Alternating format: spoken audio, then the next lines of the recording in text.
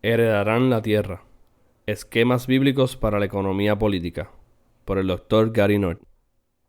Parte 1. Trascendencia, presencia. Capítulo 6.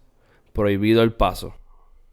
En la heredad que poseas en la tierra que Jehová tu Dios te da, no reducirás los límites de la propiedad de tu prójimo que fijaron los antiguos. Deuteronomio 19:14. En la segunda mitad de esta sección del libro quisiera ofrecer ejemplos de cómo los hombres son gobernantes legítimos bajo Dios y por qué el mismo modelo de 5 puntos del pacto reaparece en los asuntos de los hombres. El primer principio de todo pacto bíblico es la trascendencia. Dios es el creador. ¿Cómo se aplica esto al hombre en su relación a la creación? El hombre está hecho a imagen de Dios. Por lo tanto, el hombre es también un gobernante sobre la creación. En el Antiguo Testamento, los guardianes del santuario santo de Dios eran los sacerdotes. Por eso el Antiguo Testamento refiere de vez en cuando a los líderes religiosos como dioses. Dios está en la reunión de los dioses, en medio de los dioses juzga. ¿Hasta cuándo juzgaréis injustamente y aceptaréis las personas de los impíos? Salmo 82, 6 al 7. Los hombres son gobernantes o jueces sobre la creación. Yo dije, vosotros sois dioses, y todos vosotros hijos del Altísimo. Pero como hombres moriréis, y como cualquiera de los príncipes caeréis. Salmo 82, 6 al 7. El juicio de Dios había de caer tanto sobre los líderes religiosos como estaba a punto de caer sobre los príncipes. Todos ellos juzgaban injustamente. De este modo, los hombres han de ejercer su gerencia sobre la creación, que es parecida a la gerencia absoluta que Dios ejerce sobre su creación. Esto es lo que señala la distinción creador-criatura entre un Dios trascendente y hombres dependientes. El hombre es la imagen de Dios y su representante legítimo en la tierra. El mojón. El mojón es lo que se usaba para establecer los límites de la propiedad de cualquier familia. Nosotros usamos algo parecido hoy, la agrimensura. Cuando aplicamos esta ley bíblica hoy día y legalizamos la alteración de registros civiles que identifican las propiedades privadas y sus dueños. Hasta existe el seguro de título, por si se descubriese alguna irregularidad en la historia de la posesión de la propiedad y otro puede comprobar que la posee, la compañía de seguros paga al propietario inicial su pérdida. El propietario de un pedazo de tierra tiene el derecho de impedir el acceso a casi todos, casi siempre. Hay algunas excepciones a esta regla. En casos de emergencia, la policía, como oficiales de la corte con orden de registro, tienen el derecho legal de entrar en la propiedad normalmente privada y protegida. Pero el dueño casi siempre tiene el derecho legal para impedir el paso por su propiedad. La cerca y el portón cerrado son señales de su derecho. La puerta de una casa cerrada con llave es otro ejemplo. La idea es que el hogar de un hombre es su castillo, una fortaleza legal que se debe respetar. Cuando un propietario pone un letrero que dice prohibido el paso en su puerta o en algún lugar dentro de los límites de su propiedad, se debe legalmente cumplir sus deseos. Tiene el derecho legal de impedir que la gente pase por su propiedad. El derecho legal de prohibir que otro use la propiedad es la esencia de toda propiedad. Este derecho de exclusión tiene límites. Por ejemplo, la ley bíblica dice que un viajero que camina por la carretera tiene el derecho de recoger frutas de las fincas privadas. No tiene el derecho de recoger la comida en canastas o en las bolsillas, pero tiene el derecho a todo lo que puede acarrear. Deuteronomio 23, 25. Jesús y sus discípulos recogieron trigo en el sábado, pero los fariseos no les criticaban por robar, solo por tomar espigas, restregándolos con las manos en el sábado. Lucas 6, 1 al 5. Sin embargo, hay solo unas pocas excepciones a la exclusión. La posesión de propiedad debe ser algo muy común en una sociedad basada en la Biblia, lo que significa que mucha gente ha de tener uso casi exclusivo de su propiedad. Obviamente, el principio de los límites de propiedad y el derecho a la exclusión se aplica a otras formas de propiedad que la tierra. Por lo tanto, necesitamos considerar el concepto del linde, el límite original. Dios puso a Adán y Eva en el huerto. Tomó pues Jehová Dios al hombre y lo puso en el huerto de Edén para que lo labrara y lo guardase. Génesis 2:15. ¿Qué significa guardar? Significa guardarlo de otra persona. ¿Guardar el huerto de quién? Del intruso, Satanás. Ellos habían de mantenerlo bajo la autoridad de Dios como sus agentes asignados. Esto significa que ellos debieran haber puesto un letrero de prohibido el paso en el huerto contra todos los que desafiasen la ley de Dios. Luego Satanás vino para tentarlos a desobedecer a Dios, aceptando su interpretación de la ley en vez de la de Dios. ¿Cuál era el requisito de la ley? Que ellos respetasen los límites que Dios había puesto en torno al árbol de la ciencia del bien y el mal. Les había sido prohibido. Ellos no debían ni tocarlo, Génesis 3:3, ni comer de él. No les pertenecía. Dios los había excluido a ellos. Esto señalaba su posición como dueño original y principal de la propiedad. Les recordó que ellos estaban bajo el gobierno de Dios. Ellos eran sus subordinados, pero también servía para recordarles sus obligaciones como guardianes del huerto. Ellos también habían de ser guardianes. Ellos no debían dejar entrar a ningún intruso. Así como Dios, como dueño supremo y absoluto, legalmente les podía prohibir la entrada a su propiedad, Él les dio el poder legal para mantener a Satanás alejado de su propiedad, o sea, la propiedad de Dios, que Él les había encargado. El momento en que ellos robaron la propiedad de Dios invadiendo el límite prohibido, ya habían abandonado tanto el huerto como el mundo exterior al diablo.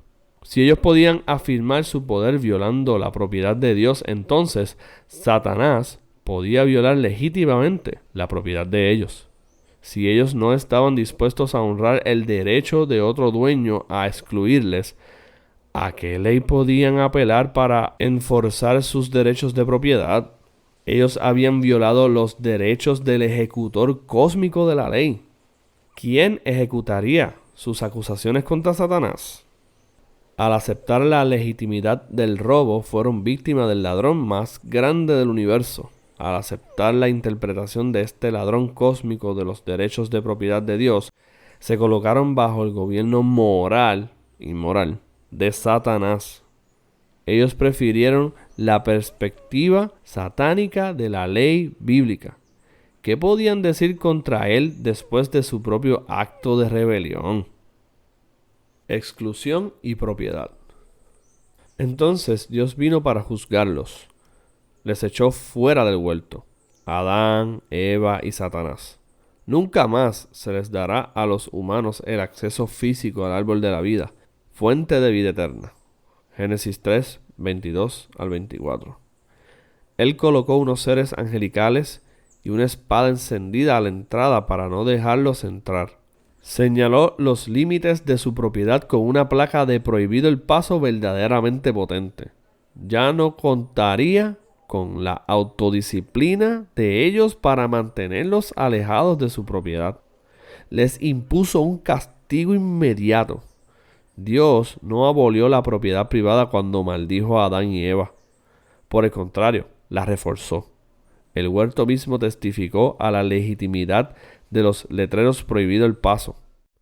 Antes de su rebelión, el árbol de la ciencia del bien y el mal les había sido temporariamente prohibido. Esta vez el huerto entero llegó a ser permanentemente prohibido. Dios no abandonó el principio del prohibido el paso. En realidad lo reforzó colocando los guardas angélicos y una espada encendida como factores de restricción. De este modo, los hombres todavía tienen el derecho de excluir a otros de su propiedad.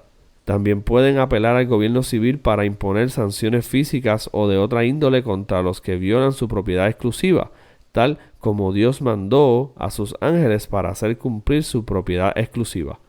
El dominio cuenta con la exclusión. Se le da a los individuos autoridad sobre la propiedad y se le hace legalmente responsables ante Dios por la administración de esta propiedad. Si ellos abusan de su propiedad, por ejemplo, si la usan como un arma y violan el derecho de otros a usar sus propiedades, se les hace legalmente responsables ante el gobierno civil y ante el gobierno eclesiástico si son miembros de la iglesia. No solo son responsables legalmente, mas son responsables económicamente también. Como dije anteriormente, son responsables económicamente ante los consumidores. Si se rehúsan o no son capaces de usar su propiedad en una forma eficaz, con poco desperdicio, para satisfacer la demanda del mercado, ellos sufrirán pérdidas. La propiedad es una función social.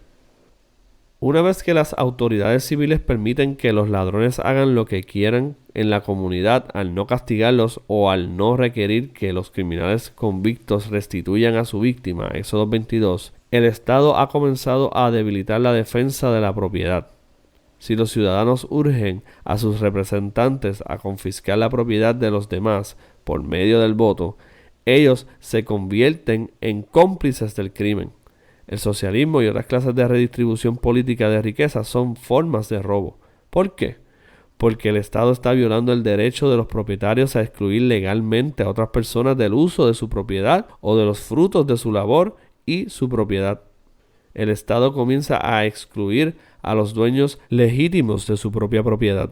La exclusión es ineludible. La cosa es, ¿quién excluirá a quién y sobre qué base? ¿Prevalecerá el poder o la ley de Dios? ¿Determinará la ley de Dios quién debería ser excluido o la ley de Satanás? Los hombres redimidos han de aumentar su autoridad y dominio. Han de excluir progresivamente a los seguidores de Satanás de los puestos de autoridad en cada área de la vida. ¿Cómo se hace esto? No por ejercicio del poder, sino mediante la obediencia a la ley de Dios. Los redimidos han de competir, han de enriquecer por medio de la productividad, han de contribuir dinero en un ejercicio magno de caridad. Han de ser candidatos para los puestos políticos, especialmente a nivel local, donde la Biblia dice que se debe colocar la mayor responsabilidad civil. Han de asumir cada vez mayor responsabilidad en cada esfera de la vida. El poder fluye a los que asumen responsabilidad.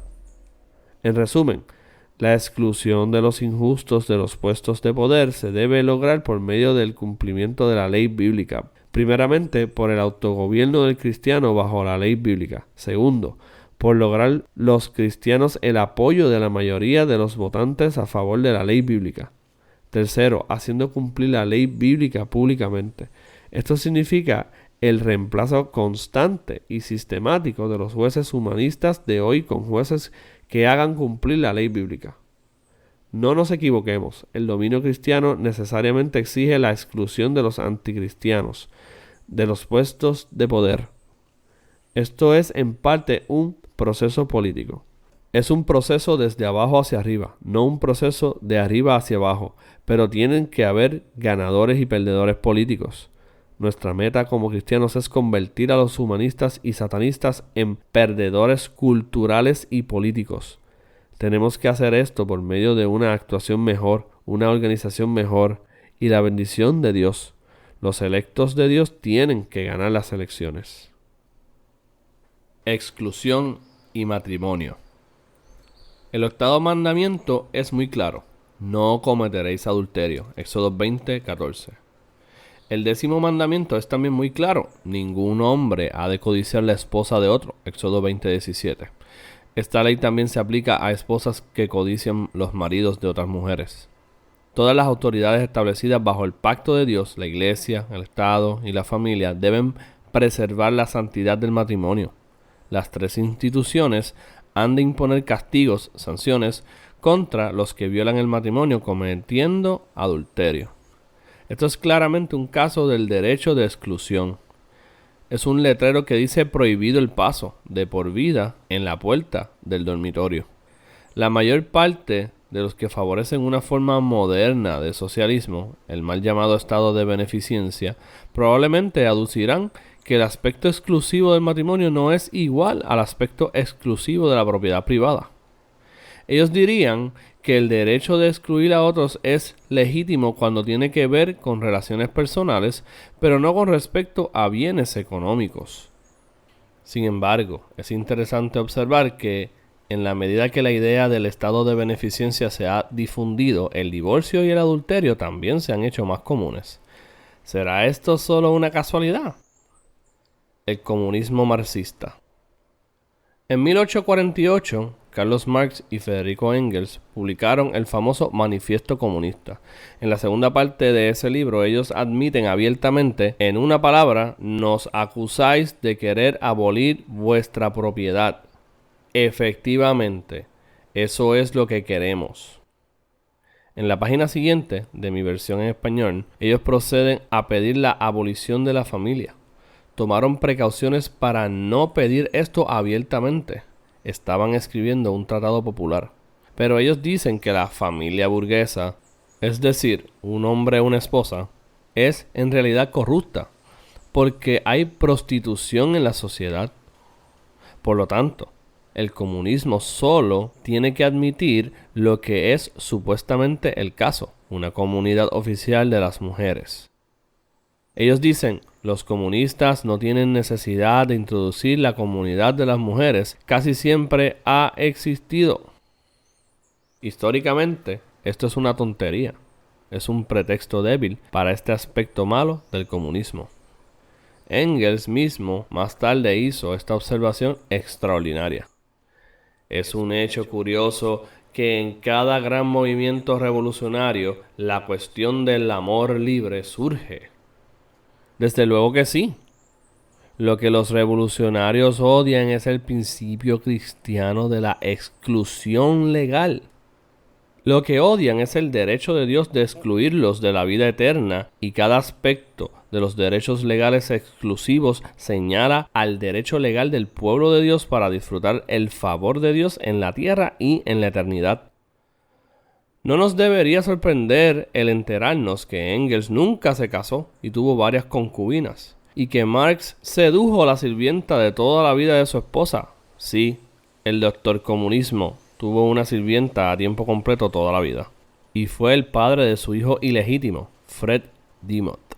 Durante las 2 primeras décadas del comunismo en la Unión Soviética existió el amor libre, el aborto extenso y el divorcio fácil.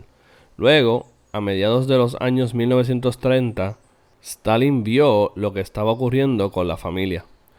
La proporción de nacimientos bajó, la producción se desplomó y la sociedad comunista comenzaba a desintegrarse. Él revocó la doctrina del amor libre y fortaleció fuertemente el enforzamiento de las leyes del Estado sobre los vínculos familiares. Esa decisión salvó el experimento comunista. En 1965, solo unos meses después de la disposición de Nikita Khrushchev, y la Unión Soviética cambió de idea otra vez al mismo tiempo que el mundo occidental no comunista también cambiaba, y comenzó a adoptar la planificación familiar, principalmente por los abortos baratos subvencionados por el Estado. La Biblia habla del perro que vuelve a su vómito, 2 de Pedro 2:22. Así también, las sociedades socialistas siempre regresan a la larga a sus prácticas antifamiliares. Odian la idea del derecho de excluir en cada área de la vida. Pero el concepto de la exclusión es ineludible. Los socialistas y los humanistas quieren que la gente excluya a los bebés de la vida. Ellos quieren poner anuncios prohibido el paso a los niños que lloran. Una vez más, no es cosa de exclusión frente a la no exclusión. Es siempre una cuestión de quién excluye a quién y sobre qué bases. Exclusión y adopción. Todos hemos oído de casos horribles en que una familia adopta un niño rechazado y luego la madre biológica cambia de parecer y decide que quiere otra vez a su hijo. Va a la corte y logra que un juez de los que repudian a Dios le adjudique la custodia del niño. La policía acompaña a la madre y le entrega al niño. Considere la angustia de los padres. Ellos han invertido amor en ese niño. Su compromiso emocional es muy grande. Aunque ellos sean considerados los guardianes responsables del niño, no obstante, se honran las preferencias de la madre biológica. Ella gana el control del niño a pesar de sus protestas y las protestas de los padres. La adopción, la solución de Dios concorde con el pacto a los pecados del hombre, Juan 1:12, es considerada como un parentesco de segunda clase por los jueces humanistas de una sociedad que merece el juicio de Dios. Para evitar ese tipo de horror, los padres contratan abogados a alto costo para asegurar que la madre biológica no les vaya a hacer esto en el futuro. Las agencias de adopción certificadas por el Estado toman medidas extremas para ocultar el nombre de la madre biológica de los padres adoptivos y medidas igualmente extremas para ocultar el nombre de los padres adoptivos de la madre biológica. Sin estas precauciones legales, las adopciones son demasiado arriesgadas. Lo mismo es aún más cierto de la adopción legal de la humanidad redimida por parte de Dios. Él nos da el poder de llegar a ser sus hijos, Juan 1:12. Una vez que sucede esta adopción, Satanás no puede desafiar el derecho legal de Dios como padre de su pueblo. Por eso Pablo pudo escribir: ¿quién es el que condenará? Cristo es el que murió, mas aún Él que también resucitó, Él que además está a la diestra de Dios, el que también intercede por nosotros, ¿quién nos separará del amor de Cristo? ¿Tribulación, o angustia, o persecución, o hambre, o desnudez, o peligro, o espada? Romanos 8, 34, 35. Contesta a su propia pregunta retórica, por lo cual estoy seguro de que ni la muerte, ni la vida, ni ángeles, ni principados, ni potestades, ni lo presente, ni lo porvenir, ni lo alto, ni lo profundo, ni ninguna otra cosa creada nos podrá separar del amor de Dios, que es en Cristo Jesús, Señor nuestro. Romanos 8, 38 al 39.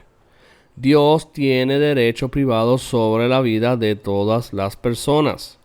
Como criaturas limitadas, ninguno de nosotros tenemos derecho ilimitado sobre cualquier persona o cosa, ya que Dios tiene derechos sin límites. Pero sí tenemos derechos limitados legítimos los unos sobre los otros, como consortes, 1 Corintios 7, 4 al 5, como padres, Éxodo 20, 12, Efesios 6, 1 al 3, como miembros de la iglesia, Efesios 5, 21, y como ciudadanos, Romanos 13, 1 al 7. Esos derechos se definen y se describen por la ley bíblica. Son por lo tanto relaciones protegidas. Se trata de protecciones legales para la mutua posesión, exclusión. Por ejemplo, los padres no pueden legalmente matar a golpes a sus hijos, pero pueden, y la Biblia insiste que deben imponer legalmente el castigo corporal. Un padre que se rehúsa a hacerlo aborrece a su hijo, Proverbios 13:24. Busque la palabra vara en la concordancia, especialmente en el libro de Proverbios. El Estado tiene un grado de control, pero es mínimo. Puede proteger la vida del niño, un límite legal o exclusión legal, pero no sus nalgas. No puede legítimamente prohibir el castigo corporal de los niños por los padres o por aquellos que han recibido de los padres el poder legal para representarlos en la aplicación del castigo corporal, los maestros. Los socialistas odian la idea de que Dios excluye de la vida eterna a todos los que le odian. Esta división entre los salvos y los perdidos les resulta horrorizante. Ellos hacen todo lo posible para excluir el cristianismo y su mala doctrina del favor eterno exclusivo de Dios a que se aplica a algunos, pero no a todos, los hombres. Donde quiera que la gente cree mucho en el socialismo, se persigue a la iglesia, o por lo menos se la discrimina. El socialismo es intrínsecamente anticristiano y el cristianismo es intrínsecamente antisocialista. Exclusión y dominio. El modelo de la adopción sirve de fundamento al modelo de la posesión de propiedad. Si Dios establece sus derechos eternos de propiedad sobre la humanidad, no nos debiera sorprender que a su vez Él haga a los hombres responsables de la administración de su propiedad. La administración de la propiedad es un campo de entrenamiento para el dominio. Esto significa alguien tiene que ser responsable legal y económicamente ante Dios. Y ante los demás. Los hombres necesitan el derecho de excluir a otras personas de su legítima propiedad si han de convertirse en administradores sabios de esa propiedad. También necesitan esta protección como incentivo para hacer los fuertes sacrificios necesarios para cualquier proyecto de ganancia. Los sacrificios de los dueños para aumentar sus propiedades son parecidos a los sacrificios de los padres adoptivos. Los padres adoptivos insisten en y necesitan la garantía de que su posición de padre será apoyada por la ley civil. Otro tanto ocurre con los dueños de propiedad. Ni la posesión de propiedad ni el parentesco de los niños debe convertirse en el monopolio de un cuerpo élite de oficiales asignados y elegidos por el Estado. No es solo una burocracia distante la que debe poseer el derecho exclusivo de excluir a otros de la propiedad del Estado, es decir, a fin de cuentas, la propiedad controlada por los administradores. Cada hombre debe ser alentado a convertirse en propietario, mayordomo responsable ante Dios. La propiedad descentralizada aprovecha el principio bíblico de la división de trabajo.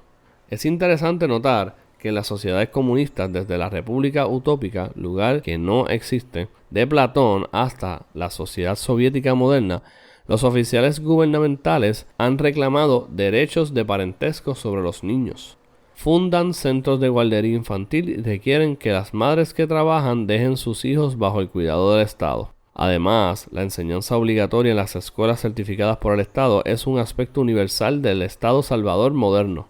Rushdoony tuvo razón en su titular libro sobre la educación pública, The Messianic Character of American Education, el carácter mesiánico de la enseñanza norteamericana, Craig Press, 1963.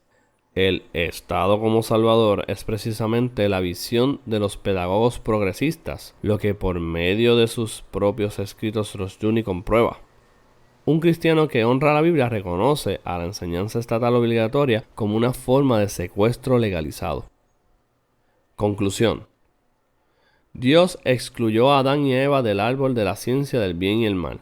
Ellos, a su vez, deberían haber excluido a Satanás del huerto reclamando el juicio de Dios contra sus mentiras y esperando que Dios regresase al huerto para juzgarlo. Por su falta, Adán, Eva y Satanás fueron excluidos por Dios del huerto. En cuanto a la humanidad, fue necesario para que quedara excluida de la vida eterna por medios otros de la adopción por la gracia de Dios. Había que mantenerlos alejados del árbol de la vida. La propiedad es escasa. La tierra, las habilidades, la buena voluntad y todas las otras formas de bienes vendibles. Esto significa que a precio cero hay más demanda que oferta para la propiedad escasa. De este modo, cada sociedad debe encontrar formas de excluir a ciertas personas del control sobre ciertas porciones específicas de la propiedad.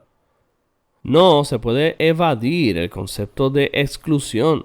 Es un concepto ineludible. Las dos preguntas pertinentes son: ¿quién excluirá a quién y sobre qué base? La Biblia dice que Dios excluye a los perdidos en el día del juicio. También dice que se debe basar la familia y la economía política sobre el derecho de los individuos de poseer la propiedad privada y excluir a otros del acceso a los miembros y la propiedad de los miembros de su familia.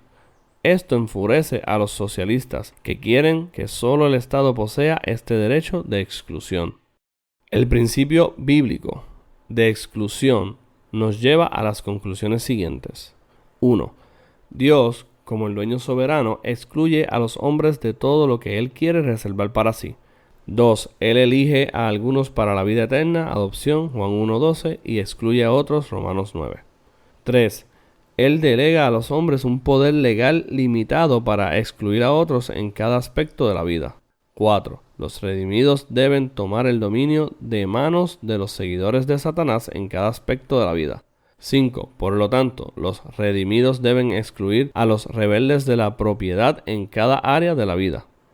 6. El medio legal de exclusión económica legal es la productividad dentro de un mercado de competencia, no la fuerza política.